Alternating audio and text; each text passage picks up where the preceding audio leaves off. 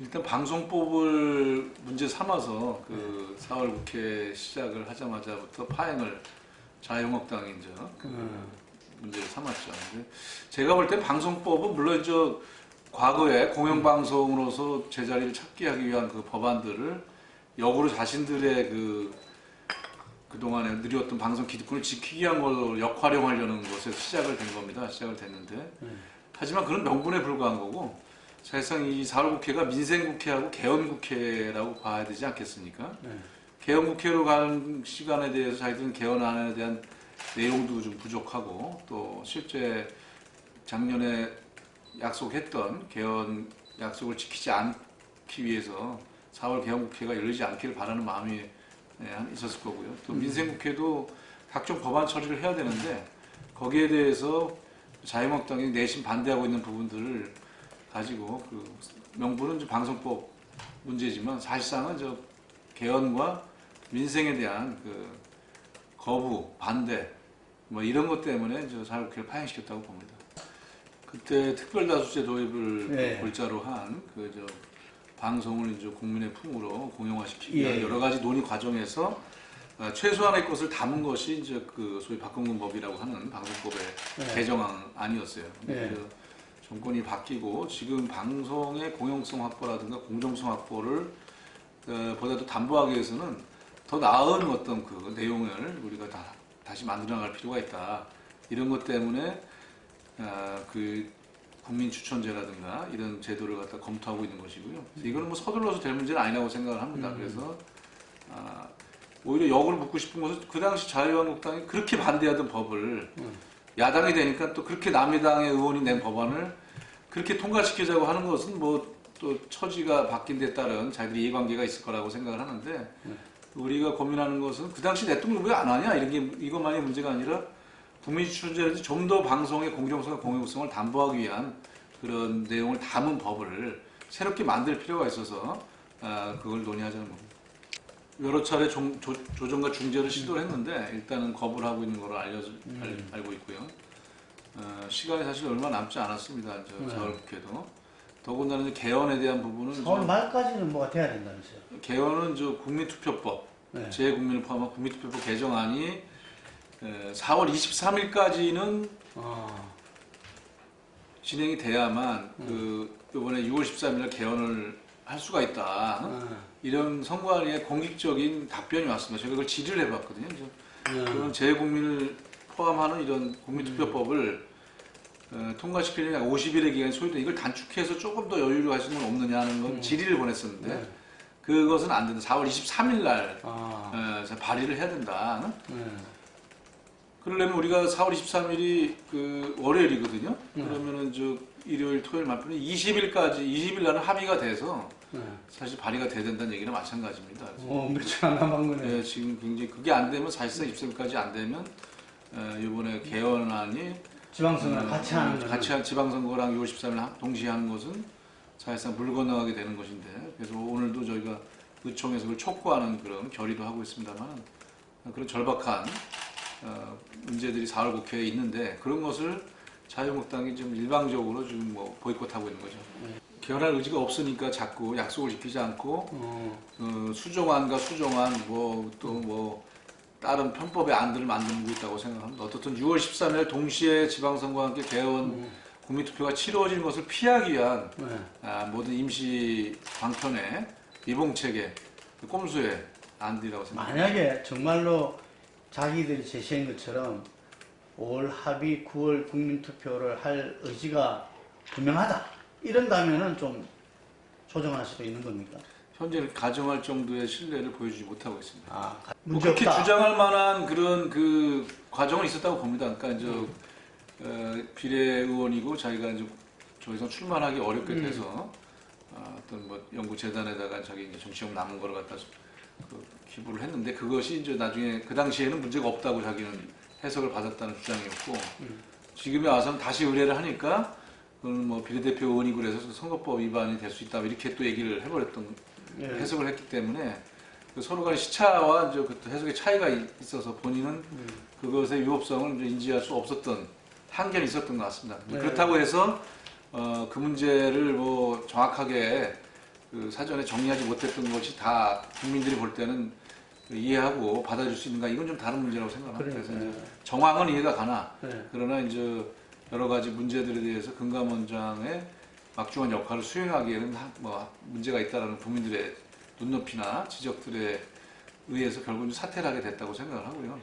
모든 게 다 국민들이 문제 없다는데 법에 약간의 해석이 나왔다고 해서 사퇴됐다기보다는 앞뒤가 이제 바뀌었던 거 아니겠습니까? 그거는 이제 앞으로 뭐 그거 차원에서 또 보다 이 부분을 갖다 해석과 그 해석의 시비에 걸리지 않게 또 여러 가지 투명하게 하는 데 있어서의 어떤 그 진행은 필요하다고 보는데 일단 김기식 원장과 관련한 부분은 김기식 원장이 이제 다 내려놓고 사퇴함으로 인해서 그 자체를 더 논쟁할 필요는 없다고 생각을 합니다. 그리고 다만 이제 뭐 선거법 위반 여부가 개인적으로 또 있다면 그것대로 따져보고 또 관련 기관하고 이제 뭐 여러 가지 대응을 하면 된다고 생각을 하고요. 아니 차제에 그 피감기관 해외 출장 문제. 해외 출장 문제는 좀 얘기 드리려고 하는데 해외 출장 문제는 뭐 그런 건수가 얼마나 있었는지 모르겠는데 저희 당 입장에서는 그걸 자꾸 이제 문제 삼고 있으니까 자유당에서 그러면 또 일부 언론에서 그럼 차라리 이번 기회에 피감기관으로 지원을 받아서 해외 출장한 부분들이 얼마나 있는지 전수조사 해보자 이렇게 제안을 해놓은 상태입니다. 예. 그럼 자유한국당에서 반대한다 그러죠? 일반적으로는 피감기관으로 직접 지원받아서 나가는 경우들은 많지는 않습니다. 거의 없다고 봐야 되고. 대부분 국회를 통한 출장이죠. 사실상. 간행이다 그러니까 국민들은 또 이렇게 관행이란 말을 국민들 싫어하죠. 이런 그건 기득권이라 보기 때문에. 그래서 그것에 대해서 국회 신뢰도를 높이기 위해서라도 뭐 이왕 얘기가 나온 김에 한번 가능하다면 한번 정리하는 것도 필요하다고 봅니다. 근데 자유당이 뭐가 이제 이렇게 그 두려운지 뭐 김기식 원장을 공격할 때는 그거를 가지고 온통 난리더니 막상 당사자까지 포함해서 전수조사를 우리 다 같이 하자 여야가 했더니 이 부분은 또 이중적 태도로 왜 이건 사찰은 아니죠. 사실 이제 우리가 자발적으로 하면 누가 그걸 사찰이라고 하겠습니까? 국민들이 그렇죠. 원하는 거니까 정확히 전수조사해서 알릴 걸 알리고 하자 이렇게 지금 제안하고 있는데 자유한국당 반대하면 거부하면 못하는 겁니까? 일단 국회에서 이제 그 관련 자료들이라든가 피감기관 자료를 받아야 되는데 그러려면 이제 그 한쪽이 반대하면은 좀 원만하게 진행되긴 좀 어려움이 있을 겁니다. 아 예. 협조하길 바랍니다. 알겠습니다. 대선 선대위에서는 저 공보단장, 소위 언론을 총괄하는 공보단장을 했죠. 저희가 이제 대변인단이 한 뭐 16명 가까이 있었는데 그걸 총괄하는 공보단장을 했었고요. 드루킹 문제는 이제 댓글을 다는 건 사실 누구나 다 알고 있는 거 아니겠습니까? 그렇죠. 그거를 조작이라는 거가 문제, 댓글 조작이라는 게 문제죠. 그 여론 조작을 만드는 하나의 기재로 활용되니까. 당시에는 뭐 저희 소위 공식적인 공보단에서는 뭐 드루킹이라든가 뭐 이름도 참 특이한데 한 번에 들었으면 기억을 할 만한 이름인데 뭐 그런 얘기를 들어본 적은 없습니다. 오히려 뭐 댓글 조작 부분에 대해서는 그 문재인 후보가 당시 상당히 앞서고 있는 선거였기 때문에 저희 당 캠프에서는 뭐 무리를 하지는 않아도 될 상황이었고 그래서 유리한 그 지지세를 잘 상황 관리를 하는데 치중을 했던 그런 선거였습니다. 특징이. 그리고 이제 격차가 많이 나서 뒤쫓고 있었던 다른 후보들이 네거티브를 많이 했었죠. 그 당시에 이제 문재인 대통령 후보의 이제 아들 뭐 취업 문제라든가 특혜 취업이라든지 이런 걸 가지고 공격을 하고 이런 게 훨씬 많았지. 그 나중에 분석해보면 나오겠습니다만 뒤처지는 후보들이 원래 네거티브 많이 하게 돼 있고 그 네거티브를 많이 받았고 저희는 방어를 했고 앞서고 있는 월등히 앞서는 지지도를 어떻게 잘 관리할 건가 이런 거여서 과연 댓글 조작을 우리가 할 필요가 있었는가 그 당시에 있어서 뭐 들어보지도 못했지만 그 상황적으로 봤을 때는 그렇게 할 필요성은 거의 없었던 선거다 이 선거가.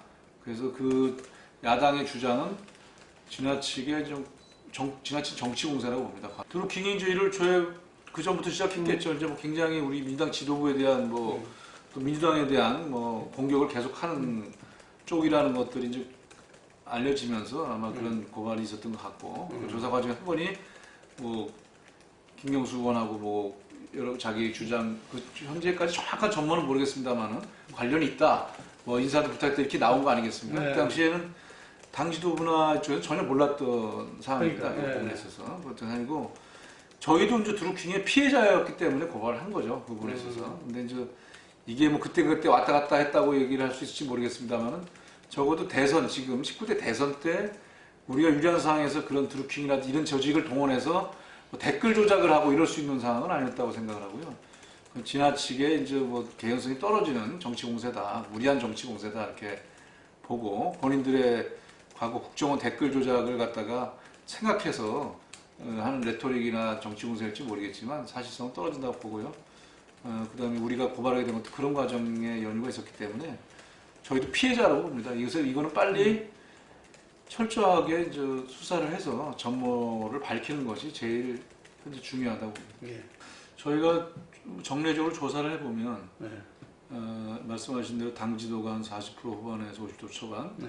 대통령 지지도가 60% 후반에서 70대 초반을 계속 유지하는 이유는 네. 원인을 보면 이제 첫 번째가 적폐청산이더라고요. 보니까 아. 그 지지자 중에 네. 가장 큰 그 분포가 이제 적폐청산에 대한 이 촛불 민심이 살아있는 요구. 거네요. 그래서 촛불의 요구가 아직도 이제 밑바닥에서 바치고 있다. 네. 아직도 기대하고 있다. 그걸 해주기를 계속 명령하고 있다라고 보는 거고요. 네. 두 번째가 이제 남북 관계입니다. 남북 관계. 네. 남북 관계에 대한 기대감이 있습니다. 남북 관계에 대한 현 정부의 네. 정책을 지지하고 있습니다. 그러니까 문재인 정부가 들었을 때 가장 큰 현안 중에 어려운 난제 중에 하나가 사실 북한과의 그 비핵화 문제라든지 남북 관계 문제라든지 이런 거 아니었습니까? 네. 어떻든 그때 일촉즉발의 위기 상황에서 네. 남북 또 한미, 북미 이렇게 돼가면서 또 한중 관계 이게 풀려나가면서 지금은 정상회담이 4월 말 뭐 또 6월 초를 이렇게 남북 관계 또 한미가 만나게 돼 있는 거 아닙니까? 오늘 그걸 보니까 미국의 폼페이오 그 CIA 국장이 북평양에서 김정은을 비밀리에 만났다는. 예. 그러니까 우리 생각하면 굉장히 빠른 속도로 이게 진행이 되고 있고 근본적인 프레임이 바뀌고 있는 것에 대해서 상당히 느낌을 갖고 있고 굉장히 기대감을 갖고 있다고 봅니다. 그래서 잘하고 있다 이 부분에 대한 기대감들이 현재 지지를 바치는 또 큰 축의 하나라고 좀 보여집니다. 분석을 해봤을 때. 그 다음에 이제 그 또 다른 것들은 이제 뭐 여러 가지가 있습니다만은 이제 또 어떤 개혁이라든가 각 분야에 대한 민생에 대한 이런 것들에 대한 기대감 세 가지가 현재 지금 우리 그 좀 높은 지지를 받쳐주는 그런 축이라고 생각하고요. 나머지 이제 뭐 물론 좀 경제에 대한 관심도 있고 뭐 그렇게 좀 있습니다만 미투라든가 이런 것에 대한 것도 이제 영향을 미치는 것도 있는데 현재 저희의 강력한 지지를 받쳐주는 세 가지 축은 저희는 그걸로 보고 있습니다. 그래서 이 부분들에 대해서 잘 저희가 요구에 부응하고 촛불 민심을 따라간다면은 이 지지도를 계속 유지한 속에서 선거를 치를 수 있지 않나 이렇게 봅니다. 개헌에 대한 거는 관심은 높아지긴 했으나 이게 지금 실질적인 성사 가능성이 좀 사실상 어려워지는 수순을 가고 있어서 그 부분이 얼마나 이제 그 저희 당과 국정 지지에 반영될지는 좀 지켜봐야 될 것 같고요. 다만 이제 이게 지지가 거의 정점일 수도 있기 때문에 저희가 이제 이 선거전에 들어가면 또 보수층도 결집할 거라고 봅니다. 다른 이슈를 가지고 그 중에 이제 지금 얘기한 드루킹이라든가 여러 가지 이제 또 이슈들도 발생했기 때문에 좀 더 경각심을 갖고 지지율 관리에 신경을 쓰면서 선거를 치르도록 하겠습니다. 경제 문제는 사실 뭐 누가 잡아도 굉장히 어려운 문제 중에 하나인데 아직까지 이제 이런 정세의 변화나 이런 것들이 경제에 다 반영되고 있지 않다고 생각을 하고 그러나 이제 새로운 최저임금이라든가 뭐 소득주 성장을 만들어가기 위한 새로운 경제 패러다임을 일부 적용하고 있지 않습니까? 또 노동시간의 단축 문제 이름에도 불구하고 아직까지도 경제에 대한 기대감을 갖고 있다. 경제 회복에 대한 그래서 이제 저희가 아주 나쁜 수준까지는 아니고 거기에 대해서는 이제 뭐 좀 보합적인 수준을 갖고 있는데 효과가 나타나면 그 부분에 대한 지지도 높아질 거라고 보고 있습니다. 저희 뭐 정치권에서 그것이 뭐 MB까지 구속됐으니까 적폐청산이 끝났다라고 선언할 문제는 아니라고 보고요. 결국 이 적폐청산에 대한 요구도 국민들과 촛불에서 시작됐던 거 아니겠습니까? 박근혜 전 대통령의 이제 그 구속이 있었고 재판이 있었고 선고가 있었고 그 이어서 MB에 대한 또 구속이 있었던 재판이 진행될 것이고 그 적폐청산에 대한 것이 상징적인 부분들에 대한 것도 있지만 이제 우리 사회 각곳에 자리 잡고 있는 그런 잘못된 관행 또 기득권의 횡포 뭐 갑질의 문화 이런 것들에 대한 전반적인 그 변화와 혁신을 요구하고 있는 거라고 생각을 합니다. 그래서 특히 이제 이번 지방선거 때 그 자치단체장이라든가 지방의회를 구성하는 이 후보들이 많이 나옵니다. 거기에서도 적폐 후보에 대한 그 심판, 적폐 후보들에 대한 청산 이런 것들은 국민들이 계속 선거를 통해서 요구할 거라고 보여집니다. 저는 그런 부분까지 진행이 되고 특히 이제 경제적인 문제들, 공정경제라든가 이런 공정한 경제 시스템, 공정한 사회문화 시스템 이런 것들 정착되어가는 과정까지 뭐 모양, 형태와 내용과 강도는 변화가 있다 하더라도 지속적으로 진행될 거라고 봅니다. 지금 여러 가지 시그널은 좀 총신호들이 많이 펴져 있는 게 아닌가라고 봅니다. 아직 뭐 사전 회담 준비 내용들이 뭐 공개할 수도 없겠지만 근데 회담이라는 게 이제 결국은 실무적으로 거의 다 준비해 놓고 지도자들이 결단하는 거 아니겠습니까? 네. 그 과정은 좀 잘 진행되고 있다라는 것들이 뭐 일반적인 평가고 적어도 남북 정상회담에서 이 비핵화에 대한 문제, 남북 관계 개선에 대한 문제 뭐 이런 부분에 대해서는 상당한 성과가 나올 것으로 기대를 하고 있습니다. 기대를 하고 있고 그 디딤돌을 삼아서 이제 북미 정상회담도 성공적으로 진입되지 않겠냐고 보는 건데 그 내용이 뭐 어디까지 갈 것이냐 이것도 예측하기 어렵지만 적어도 이제 뭐 그냥 일반적인 수준의 얘기들이 왔다 갔다 하는 정도가 아니라 뭐 아주 패러다임을 바꿀 수 있는 그런 정도까지 가는 기대도 있는 걸로 알고 있습니다. 그런 뭐 많은 평가가 있었는데 이제 대부분의 그 기본적인 그 기준은 저거였잖아요. 단계적이고 이제 뭐 상호 쌍방적이고 뭐 그렇게 해서 서로 보상해주고 대응해서 이제 뭐 핵동결에 가는 과정이 아니지 않습니까? 근데 그런 부분들이 북쪽에서는 미국이 약속을 지키지 않았다. 결국 이제 핵만 폐기시키려고 했던 것이지 자기들이 약속했던 거기에 따른 보상이라든가 지원이라든가 그 다음에 체제에 대한 어떤 그 안전을 보장해주는 어떤 조치 이런 것들이 따라오질 않고 일방적으로 했기 때문에 우리가 파괴할 수밖에 없다는 거고 미국에서는 이제 북한이 이제 시간만 벌고 사실상 제대로 응하지 않았다 이런 걸 쌍방 주장하면서 불신이 커져갖고 깨졌다고 생각을 하거든요. 그리고 이제 또 여러 가지 정권들이 바뀌고 하면서 또 이외의 정책들이 크게 개선되지 못한 측면도 있고 이번에는 어렵게 이 평화 또는 대화 국면으로 진입하는 것인 만큼 이 부분에 대해서는 포괄적인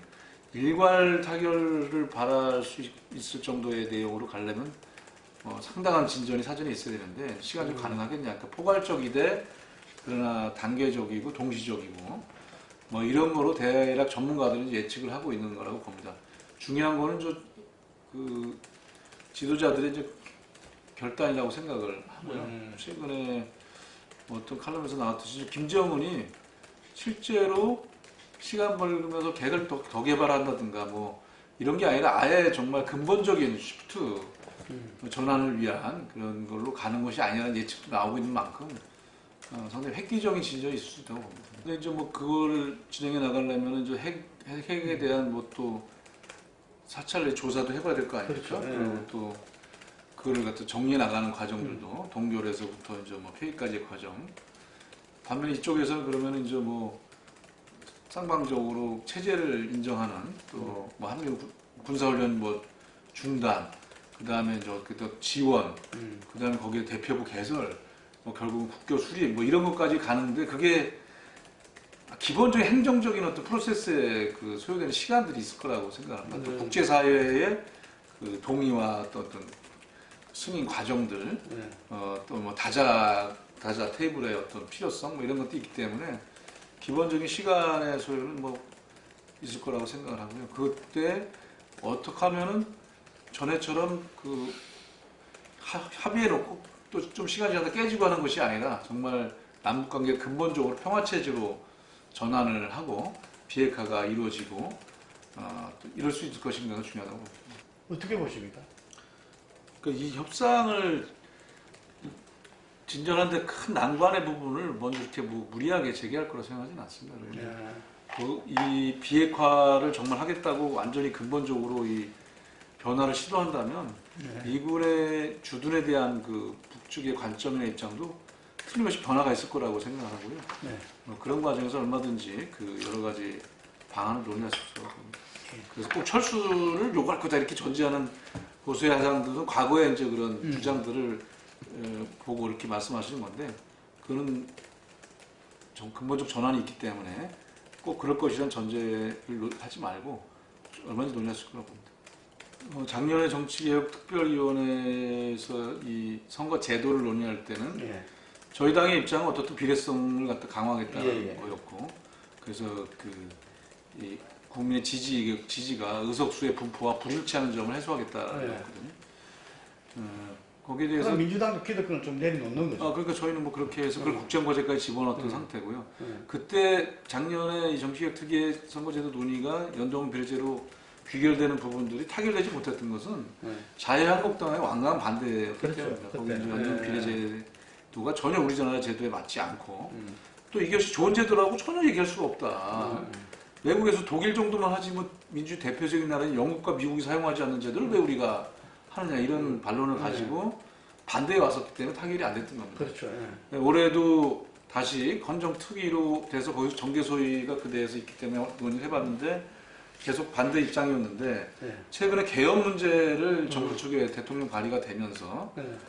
그 부분을 선거제도 개편과 함께 일부 야당에서 같이 협상을 하자 이렇게 이제 그 패키지 연산 논의 제기되면서 그러면 연동 비례제도 논의하고 개헌에서 어떤 정부 형태를 같이 논의하면 되지 않나 이런 과정에 자유한국당도 찬성할 수 있다 연동 비례제 이런 얘기가 나왔습니다만은 우리가 헌정특위에서 얘기를 해보면 그렇지가 않아요 입장이. 그러면 그건 뭐냐 그러면은 그건 아직 논의가 안 내려왔다, 아직 안 됐다라고 하는 거예요. 저희가 내일 그 부분 논의합니다. 내일 정계소위가 내일 오전 10시에 열려서 이 연동 비례제 문제라든지 선거구제 문제라든지 투표권 연령 하향에 대한 문제라든지 이런 아주 굵직한 문제들 다시 한번 논의하는데 그때 들어보면은 자유한국당의 의지를 알 수 있을 거라고 봅니다. 저희 당은 뭐 선거구제에 대해서는 정확하게 지금 정해놓지는 않았습니다만 지난번에 이제 저희가 연석 의총을 통해서 의견 수렴을 좀 했는데 아무래도 이제 소선거구제 좀 많은 편입니다. 그리고 이제 저희 당 뭐 중대선거구제에 대한 지지를 하시는 분이 없는 것은 아니나 분포적으로 볼 때 소선거구제가 좀 많이 있고 소선거구제 비례 연동형으로 하면 점수가 늘어나야 된다 그러는데. 그 중대선거구로 해도 늘어납니다. 늘어나는데 이제 상대적으로 그 좀 증언의 숫자가 좀 줄어들 수 있다는데 그거는 제가 볼 땐 선거 제도의 문제라기보다는 이제 연동 비례대표제 비율을 어떻게 할 거냐. 그러니까 이제 비례와 지역구 2대1, 소위 선관위가 권유안이 2대1 아니라는 거 아닙니까? 300명 정수 내에서 할 때 2대1 하면 200명, 100명으로 하는데 그때 선관위 물어보면 그걸 뭐 안 늘리라는 게 아니라 300명 하면 그렇다 이런 얘기입니다. 그리고 여러 개 법안이 올라와 있습니다. 3대1 법안, 뭐 심지어 4대1 법안까지. 그래서 많이 늘어나는 건 360명까지 늘어나고 최소로 늘어나는 건 320에 30까지 늘어나는 안들도 있습니다. 그래서 선거제도를 연동시키면 중대선거구가 소선거보다는 조금 덜 늘어나는 건 맞는데 중대선거구를 87년 이후에 해본 적이 없기 때문에 시뮬레이션을 정확히 하기가 굉장히 어렵다는 현실적인 난점이 있습니다. 그리고 참고로 그 정치학자들과 시민단체는 중대선거구제나 도농복합 선거구제에 대해서는 굉장히 반대하는 입장입니다. 이건 정치제도의 후퇴라고 보고 있습니다. 저희가 뭐 정당 지지도나 또 대통령 국정운영 지지도가 워낙 높아서 최근에 나온 여론조사를 보면은 거의 저희 후보들이 압도하고 있는 게 맞습니다. 물론 저희 그 격차는 뭐 지역마다 약간씩 차이가 있습니다만은 그러나 이제 선거는 선거입니다. 그래서 선거를 앞에 뭐 후보를 결정해야 되기 때문에 결국은 뭐 보수층의 지지자든 지지층들이 모일 거라고 생각하고 또 아직도 많은 변수들이 남아 있습니다. 그래서 지금 터지고 있는 드루킹 사건도 그 중에 한 예라고 생각하고 여기는 경남 선거에 영향을 줄 수 있다는 관측이 있기 때문에 저희가 그 쉽지 않은 지역이었고 원래부터 그래서 이렇게 PK 지역도 낙관만 할 수 없는 거라고 생각을 합니다. 수도권에서는 현재로서는 뭐 압승의 분위기를 유지는 하고 있다고 생각하는데 이 부분도 수도권 3개 단체장 중에 2개 단체장이 자유한국당 소속인 기득권 현역들이기 때문에 저희들이 현재 나와 있는 여론조사의 격차만을 갖고 반드시 승리한다라고 보장할 수는 없다고 생각을 합니다.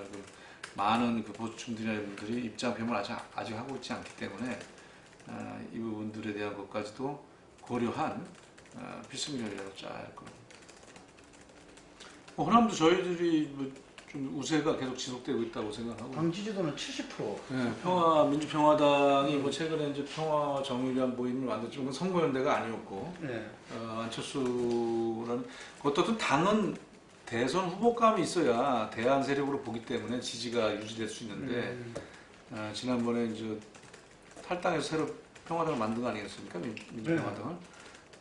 근데 대선 후보를 갖고 그럴 수 있는 시간도 없었고, 네. 현재는 그러다 보니까 지지세가 별로 없을 거라고 생각을 합니다. 네. 대안 세력을 보고 있지 않기 때문에. 저희 당이 압도적 지지를 갖는 것은 뭐, 현재 상태에서 너무나 당연한 그런 민심이라고 생각을 하고요. 물론 새로운 선거연대가 급작스럽게 발생할 수는 있습니다. 하지만, 현재의 근본적인 지지세 구도를 바꿀 정도는 아니라고 보기 때문에, 호남에서도 저희 후보들 강세는 이어질 거라고 봅니다. 다만, 마지막에 남은 게 이제 공천에 대한 부분입니다. 결국 이제 역대 선거를 보면은 기존의 그 당에 이제 아까 말씀드린 대선 후보 강력히 존재하는가라든가, 또는 이제 선거에 들어갔을 때는 해당 지역에 대한 지지를 이끌어낼 만한 그런 요인들이 있어야 되는데, 특히 이제 이 마지막 부분에서 공천을 통해서 이제 파동이 많이 생깁니다. 네. 그래서 이 부분은 우리가 이제 잘 관리를 해야 되는데, 그래서 시스템을 지금 많이 정비를 해놓은 상태입니다. 그 공천 시스템들을. 네. 여기에서 저희가 잘 전략적인 관리가 이루어져 성공한다면 수도권과 호남에서의 우세는 지켜질 수 있을 거라고. 지방선거를 앞두고 이제 얼마 안 남아서 지금 합당 얘기가 가능하지는 않을 거라고 보고요. 예. 네, 이제 보통 당이 이합 집산하거나 이제 연대가 이루어지거나 뭐 이러려면 선거를 앞두고 하는 건데, 특히 이제 정당은 총선을 앞두고 예. 많이 발생하지 않습니까? 그래서 일당 문제 먼저 말씀드리면, 저희가 이제 5개 차인데 이제 뭐 한 3석 정도가 광역시장, 나가죠. 광역단체장 출마로 이제 바뀌고, 저쪽도 이제 경북에 이철우 의원이 네. 됐기 때문에 하나가 준다면은 이제 2개에서 3개 이렇게 되는 거거든요. 근데 뭐 저희가 뭐 추가 발생할 소지는 더는 없을 것 같고, 재보궐선거 부분은 이제 그건 6월 13일에 결과를 나와봐야 되고, 이 의장 국회의원 선거, 지방선거에 대한 기호 부여는 5월 24일인가요? 네. 그때까지 유지되는 거기 때문에, 그때까지 저희가 정상적 수리적 과정에서 일단 유지할 수 있다는 저희 나름대로 판단은 하고 있습니다. 그럼 이제 국회의장도 그때. 그때 전에 하게 돼 있는데, 관리를 나름대로 하고 있습니다. 일당을 유지하기 굉장히 중요한 의미가 있기 때문에. 물론 이제 저기서 무소속이라든 걸 영입해서 또는 뭐 일각에서 바른미래당 일부가 또 나가서 간다는 얘기를 하고 있는데, 인위적인 어떤 그 의원 끌어들이기를 통해서 일당을 만들려는 뭐 방법을 쓸 수도 있을 거라고 봅니다. 거기에 맞게 대책을 세워서 저희가 일당은 굉장히 선거에 중요하기 때문에 지켜나갈 것이고요. 합당 문제나 이런 것들은 지금 시기는 아니고, 선거 결과 놓고 또 이후에 어떻게 이제 촛불 민심 잘 받들어 나갈 수 있을 것이냐 문제와 총선 문제, 이런 것들 복합적으로 검토를 해야 된다고 생각합니다. 네. 그리고 걱정이 돼서 어제도 그 인천시당 소속 국회의원들하고 국회 중앙당에 저희가 이제 그 GM 관련 대책 특위를 만들어 놓은 상태거든요. 같이 한 GM 부평 공장을 방문을 했습니다. 그래서 노조도 만났고, 오후에는 이제 베리 앵글 이 부분의 담당 부회장, 본사, 미국 본사의 부회장도 만나서 별도의 간담회를 각각 했습니다. 한국 GM의 사장단은 어제 산업부와의 협상 때문에 같은 시간에 보지 못했습니다. 4월 20일은 그 GM이 설정한 그 협상 데드라인입니다.